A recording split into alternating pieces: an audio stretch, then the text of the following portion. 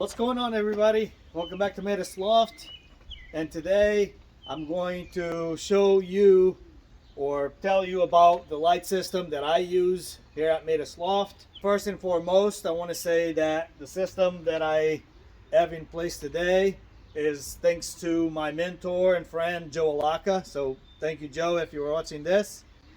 And I thought it would be a good thing to share with some of you that don't have a system or are curious about the light system. And so I will do my best to explain the system that I use. And so that's what this video is about today. I do want to start off with explaining why I have a system. As you may know, there's also the dark system besides the light system, which I will not go into. In fact, here at CJC in New Jersey, it is prohibited, and so I will leave that for somebody who has experience with it. And for those of you, if you are a CJC member and you don't know why it's prohibited, stick around to the end. After I'm done with the light system, I'll explain why the CJC prohibited. Why use the light system versus the natural system? Number one, you want your birds to be completely, and they'll never be completely molted out, but unlike the natural system where the birds will be molting during the races, which you don't want the bird to be molting their 8th, 9th, and 10th flight on one of your money races or an important race. They're all important, but you know what I mean. So by applying the light system, it speeds up the molt so that your birds are in top shape come race season. And that's really what the light system is about. All right, the system is what I call it 6 phases, and it's got 13 steps. In fact, if you are on natural system and you have had your birds on lights, you can actually still do this if you want. Between the first step and the last step, there's always flexibility. So you can either start your first step before this or after this. And here I have it for November 1st. And the last step here, I have it race day, first race, which in my case is 100 miles. So that's my last step. Your end goal should always be what you have in mind, and then you work backwards. And the reason I say that is because if guys don't want to ship to that race, they can actually extend the time frame by 2 weeks at this last step. Some guys think 100 miles is just a waste of time. I personally think every race is worth sending my birds. First step, which is in the breeding phase, November 1st, you vaccinate your birds, you treat for, you medicate, you vaccinate, and you get your birds ready. Some people don't vaccinate, they may or may not medicate. It's up to them. I do. November 15, I have a cheat sheet here that I will share with you. That way you can actually follow if you want to. So on November 15, you turn on the lights in your loft. Your hens and your cocks will be exposed to 16 hours. Just turn on to 16 hours. I will then increase that length from 16 hours to 18 hours for the next 2 weeks. And on December 1st, I will pair up the birds at 18 hours of light. Those 2 weeks of light will just help them get in condition and get motivated to breed. So December 1st, they're gonna be paired up. By January 20th to January 26th, those babies are going to be ready to be weaned. That first round is going to be ready to be weaned. I'm not talking about banding, not talking about, that's besides the point. Okay, so that's the breeding phase. Now, here, when you have your babies about to be weaned, you're going to take them to the young bird loft. You're going to carry on the same amount of light, or the same length of light, which is the 18 hours, and the loft will carry on the same amount of light as the breeders are with. The one thing about lights, when I say 16 hours at start and then increasing to 18 hours of light, it means artificial light with natural light. So, and in fact, about light, you go to Home Depot, they have these I don't know, 5 feet, 4 feet lights. They're either yeah, they're LED lights. They're I don't know, $50, and you can plug it right into the outlet, and you have lights, very cheap. In fact, in my breeders, I have 3 of them. I do turn them on and off with a timer. It's a timer, guys. Go and grab one from Home Depot, and I turn it on and off according to my schedule. Okay, I go to work early.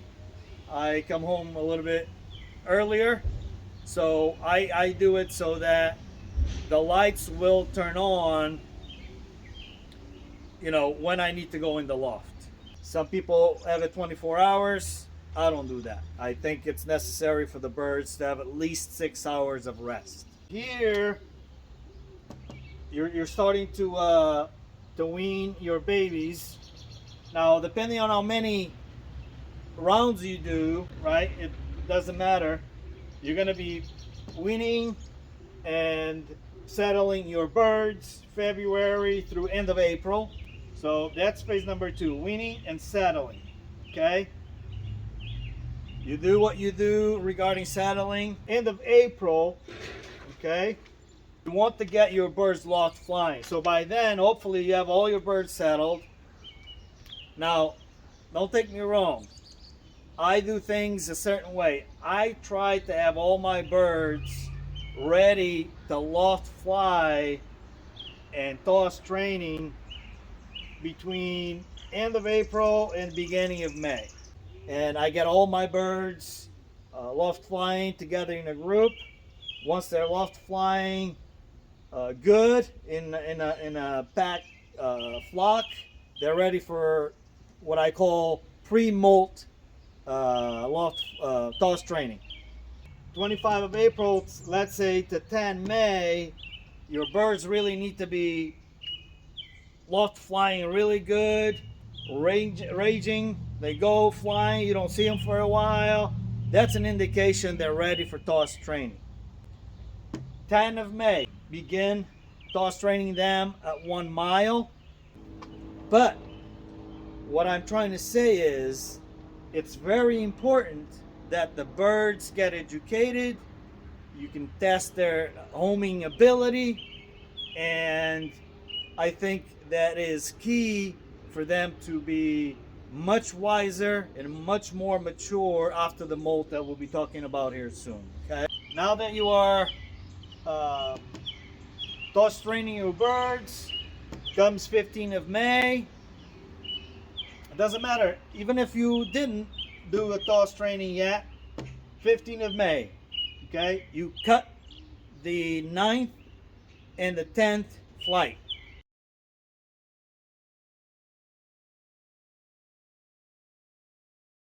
From 15th of May to the 1st of June, even though you clip their wings, those 2 flights, they're still good to fly. There's no problem. In fact, this year, that's where I really trained my birds, was from this time to this time. 2 weeks. In 2 weeks, I got the birds from nothing, from introducing them to the basket. I did get them to about 18 miles radius around my loft. Luckily, I don't have to go east because I have the ocean, but I got them north, south, and west trained. You don't have to get them to 18 miles, not even 10 miles, because the main DOS training is done in phase 5 here. But again, so the distance doesn't matter at this phase here, phase 3, because this is more educating. Not necessarily, I call it toss training here, but it's the pre-molt toss training. It's really the educating phase, and you know, pushing your birds a little bit, but you're educating them. But you know, you kind of are trying out your birds, see, you know, if they have what it takes. So after this, we are at June 1st. So that's 2 weeks after we clip the wings. Now at this stage, on June 1st, you're gonna pull the 9th and 10th flight that you cut 2 weeks ago. You're just gonna pull them straight out.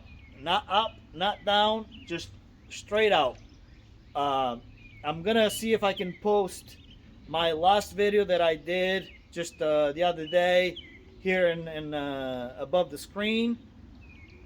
Go ahead, take a look at that. I show how I vaccinate, medicate, pull the flights, that stuff. Okay, so June 1st, pull the flights, I medicate, I vaccinate, and the birds go on lockdown for a month, the month of June. And that's so that they can go ahead and molt. They're gonna molt all their feathers. Now, the birds have already been molting, okay? They're not waiting for this stage to start to molt. Maybe the younger ones, yes. But the older ones, they're really, as soon as they are weaned, maybe within a few weeks, they begin molting their feathers. In fact, they will drop a primary flight. I think it's every 2 weeks they drop one, and then I think they take about 3 weeks to regain that flight back. And so that's what I mean. But we do this so that, and I forgot to mention here, when I cut the flights on the 15th of May, I also turn off the lights.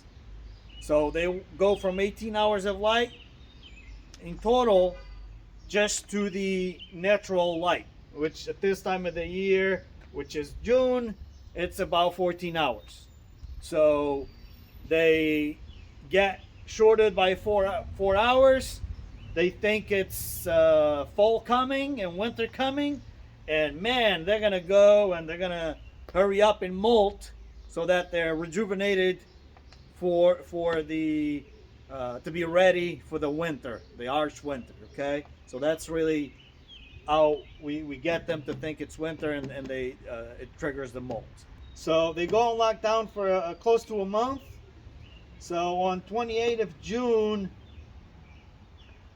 you release the birds. Okay, now the birds are gonna have the 9th and 10th already regrown. They have their body molted out. Some of them are still catching up, the younger ones, but other than that, they're gonna look almost like yearling birds. They're gonna be mature. They're gonna be much wiser. They're gonna have a stronger immune system now that they went through the molt. It's like they're a year older, you know, within just a few months or weeks. And so they're going to be able to fight off disease better. Their immune system is stronger. They have a stronger body, stronger wing, and competing with the guys that have their birds on natural system, you know, it's an advantage. Their bird's going to be much stronger, much better for the races compared to the guys on natural system. All right. So 28th of June, you let them out for a week.